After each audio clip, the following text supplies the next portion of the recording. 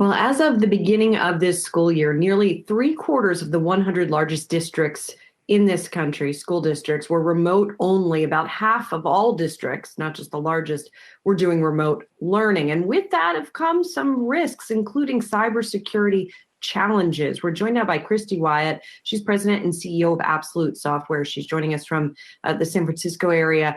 Christy, so we have seen some ransomware attacks, for example, that affected kids' remote learning. So your company helps the school districts deal with this. I mean, how bad have the attacks been? Have we seen a big influx of activity?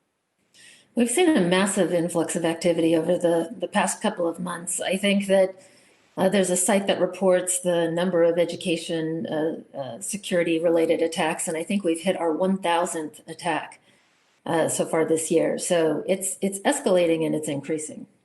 What is the nature, though, of the attacks? Are we seeing attacks that are stealing the perhaps personal data of students, or are we seeing attacks that interfere with the digital learning experience?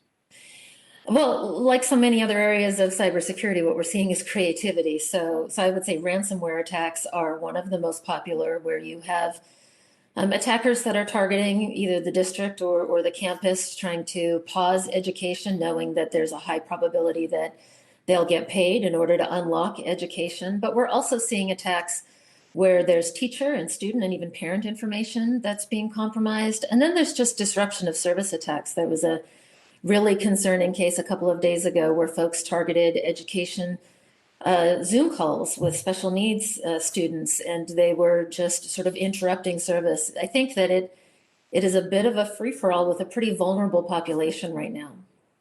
Hey, Christy, Brian Chung here. So tell us about where Absolute Software comes in here. I imagine that before this COVID-19 crisis, school districts were probably ill-prepared to port a lot of their lessons and learning instruction online. So how does the type of services that you provide help these school districts get through that? And now that we're 8 months into this pandemic, what do you think the next, let's say, 8 months will look like in terms of scaling up this technology?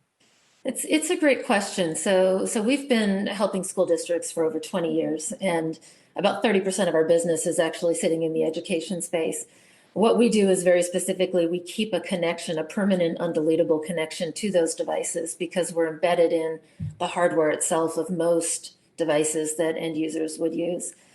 I would say many schools had already started down the path of digital. There was many one-to-one laptop initiatives. Lots of schools were deploying devices to students, but many of those devices were never leaving the campus, and there was never a one-to-one mapping between the number of devices and the number of children. You also didn't have a lot of the rest of the school running online in a digital way. So how curriculum was being created, how the school was actually operating, in many cases was not happening digitally. So as COVID hit, while many enterprise organizations, which were already digital, were also becoming remote, what you had was a massive shift in education, where they, in many cases, had to go digital and remote at the same time, maybe didn't have enough devices. There was we saw, I think, 80% of schools and districts that we are connected with trying to acquire new hardware, taking out old hardware to try to just get a device in every child's hands. And I think the most recent numbers we've seen is about 75% of schools are saying they're going to have some distance learning component. So this is a